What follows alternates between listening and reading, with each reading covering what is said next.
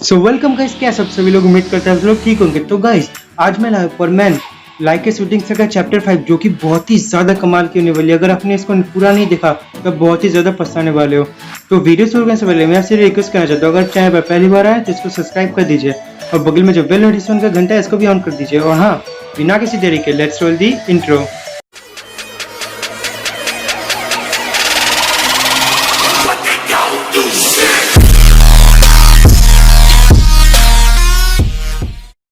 Story summary. एक खूबसूरत सी दुनिया में वो दोनों अंधेरे में चल रहे थे, एक दूसरे का हाथ पकड़ते हुए वो चल रहे थे। पीबी हाउस की एक सुहानी दिन अगले दिन की सुबह होती है। आज मित्सु बहुत ही जल्दी उठ जाता है और फिर उठकर जल्दी से टीवी देखने लगता है। मित्सु, इतनी जल्दी, आज क्या बात है? और फिर तभी मित्सु वहाँ पे नूडल्स खाते टीवी देखता है। हाँ, आज मुझे सीरियल किलर को जल्द से जल्द पकड़ना होगा, इससे पहले कि वो यहाँ से कहीं दूर भाग ले। हाँ मित्सु, तुम्हें बहुत ही ज्यादा काम करना पड़ता है ना? फिर मुझसे एकदम चौंक कर कहती है, हाँ अगर जब तुम्हें इसे पता हो तो मुझे बताती क्यों नहीं हो? क्योंकि मुझसे तुम खुद एक परमैन हो और तुम्हें ये सब खुद से पता होना ही चाहिए। फिर मुझसे जल्द से जल्द अपना परमैन सेट वहाँ पे पहन लेता है। हाँ, सोच रहा हूँ कि शाम तक वापिस आ ही जाऊंगा, और अगर ज्यादा देर हो भी गई तो क्या हुआ, मैं पहले वहाँ से स्नैक्स कर आ ही जाऊंगा। हाँ, तुम्हें तो बहुत ही ज्यादा काम होती है ना? हाँ, क्योंकि इसे मैंने खुद चुना है। मुझे परमैन के कम बर्डमैन के काम से ज्यादा मजा आता है। मुझे दिन भर एक ही जगह में बैठने में मजा नहीं आता, और ऊपर से कल तो मेरी वेकेशन डे है और कल से मैं बहुत ही ज़्यादा आराम कर पाऊंगा। कल मुझे बहुत ही ज़्यादा मज़ा आएगा।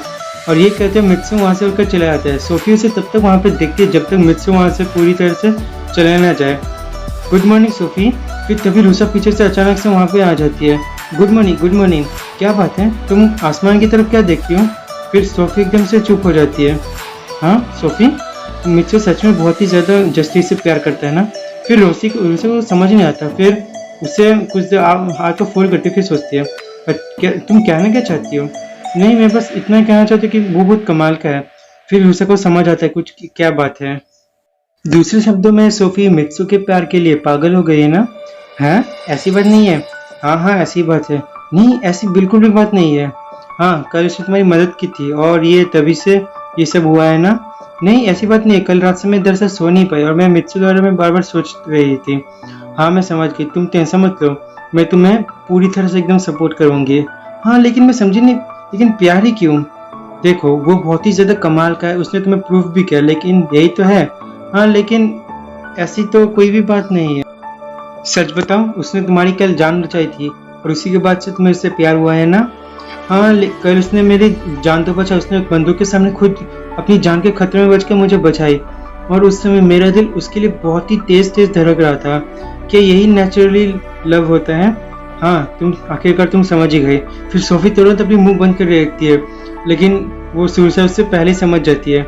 बस सोफी, बस अब छुपाने से कुछ होने नहीं वाला। तुम चिंता मत करो, मैं तुम्हें पूरी तरह सपोर्ट करूंगी, तुम चिंता मत करो। फिर सोफी कुछ नहीं कहते अपना सर नीचे कर लेती है। हाँ ठीक है। फिर अगले दिन का सीन दिखाया जाता है। वेल, आज मित्सु का वेकेशन डे है। रूसा के कमरे में रूसा सोफी को थोड़ा सा प्यार के बारे में बता रही थी।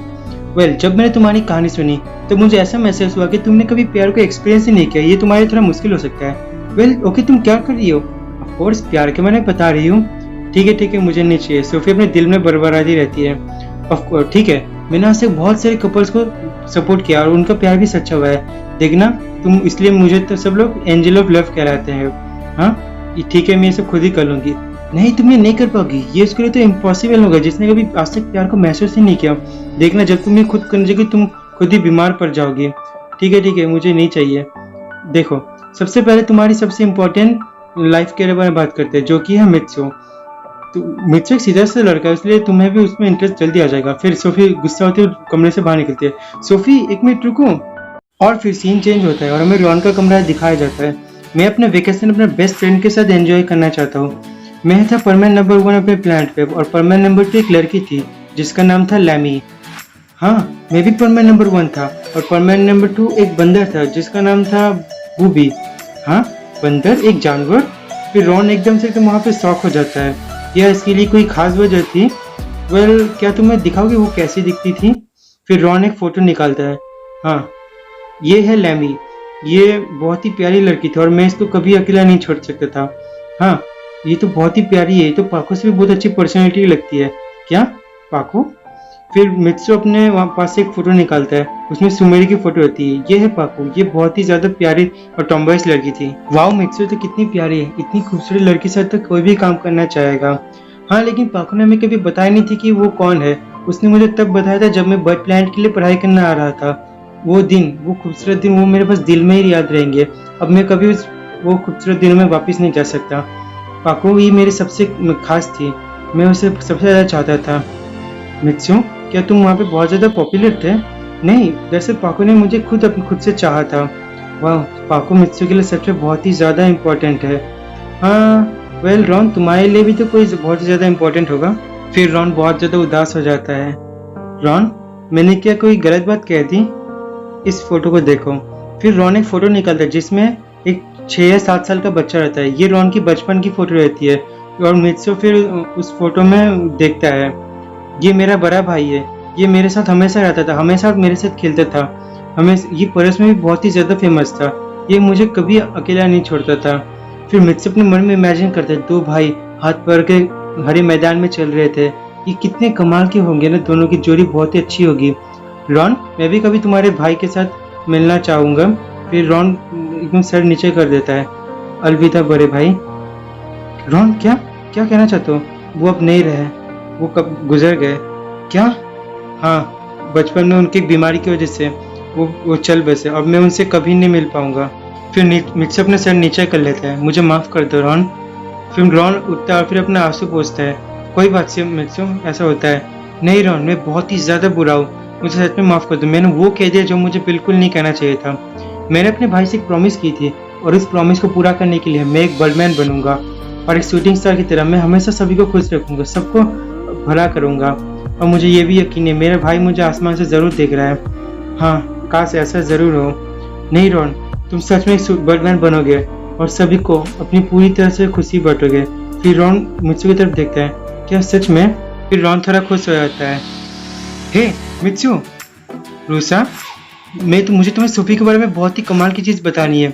हे एक मिनट रुको। फिर तभी सोफी तुरंत रूसा की मुंह बंद कर देती है। हे सोफी, तुम क्या कर रही हो?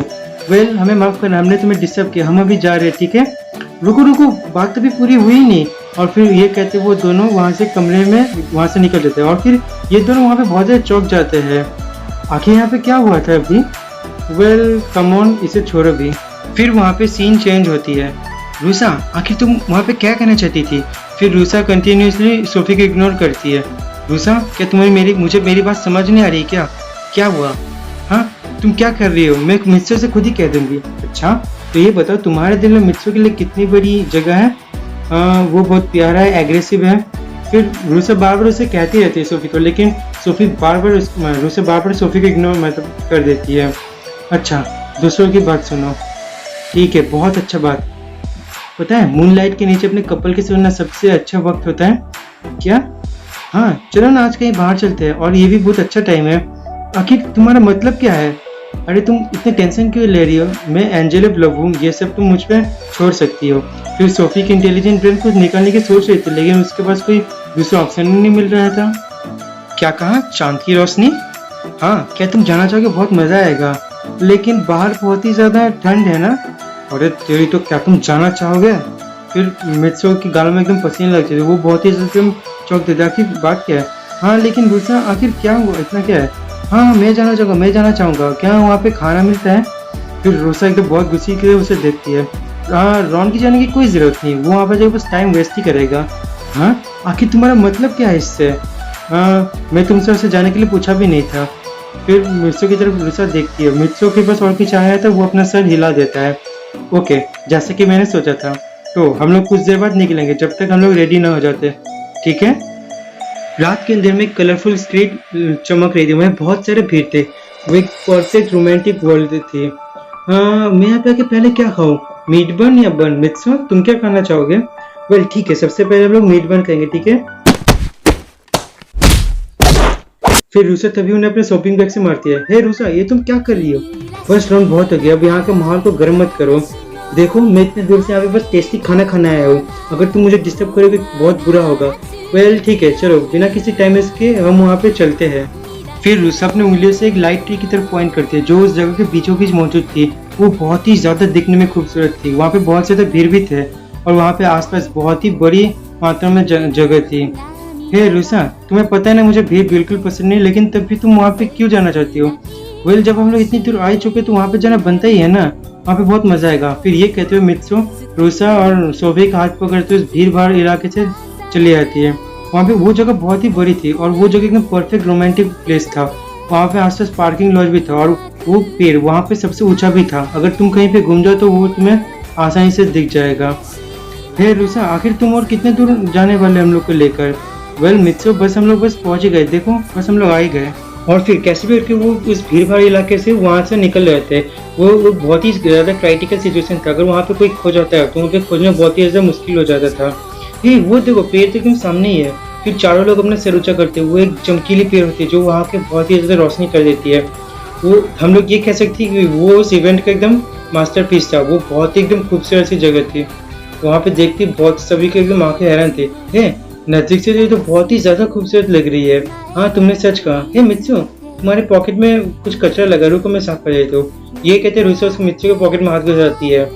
यस, मुझे मिल गया। थैंक यू रूसा, ये पेड़ तो रात में बहुत ही ज्यादा खूबसूरत लगती है। हाँ सच कहा। फिर रूसा तुरंत रॉन का हाथ वहाँ पे पेड़ के सामने पकड़ लेते हैं। ये क्या कर रही हो रॉन? क्या तुम्हें मीट बन खानी है? चलो ना हम लोग चल के मिलकर खरीदते हैं। हाँ मुझे भी चाहिए, मुझे भी चाहिए। ठीक है, तो तुम सोफी के साथ यहाँ पे इंतजार करो, मैं और रॉन जाके खरीद करते हैं। मैं उम्मीद करता हूँ काश रूसा मेरे लिए खरीद लाए। हाँ, अगर तुम खो गए तो तुम बहुत ज़्यादा अकेले हो जाओगे।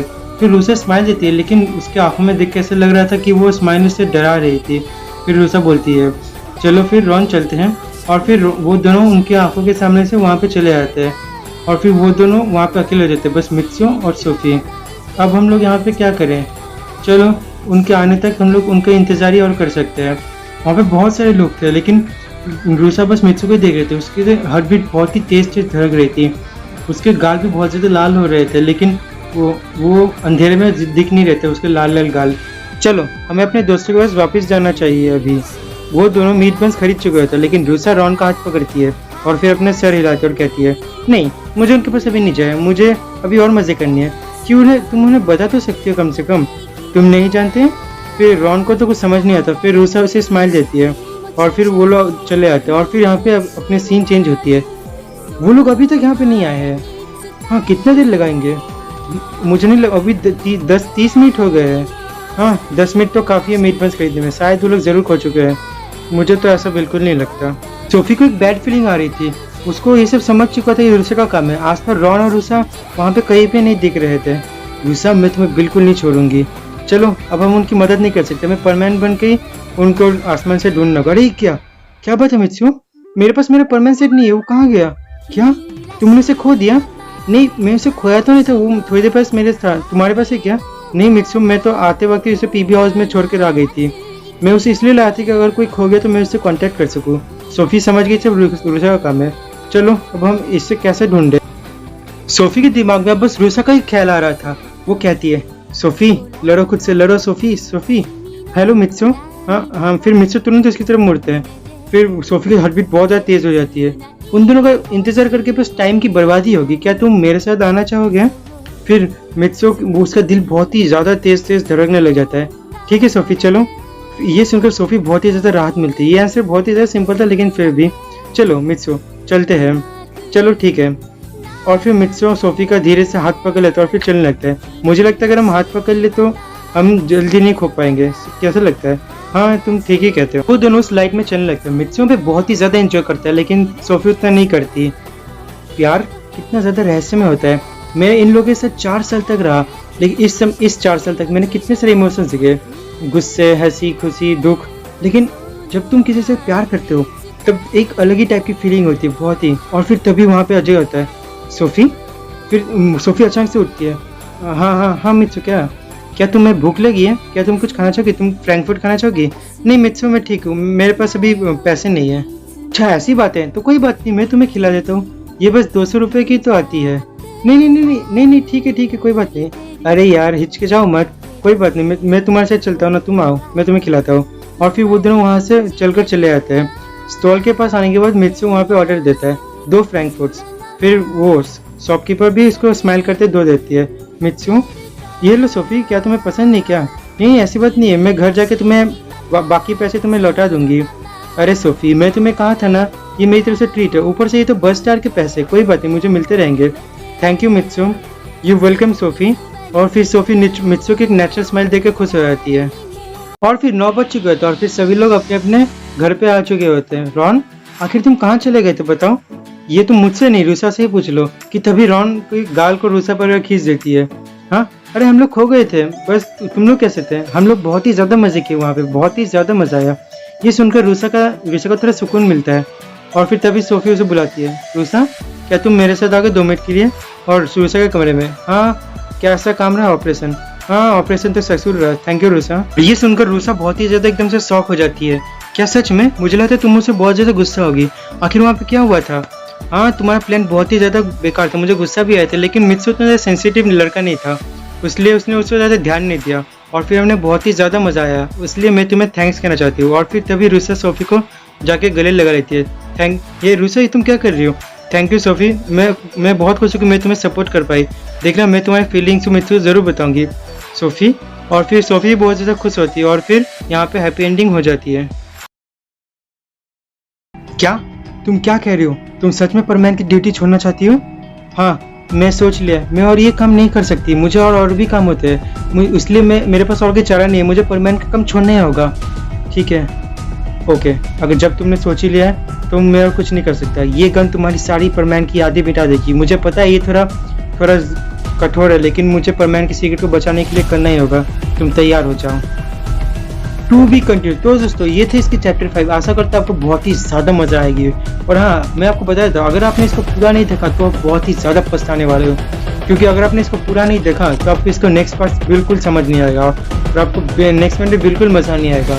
तो गाइस, इसलिए बोलते इसको पूरा देख लीजिए। और हाँ, नेक्स्ट में बहुत ही ज़्यादा मज़ा आने वाला है। तो thanks for watching this video.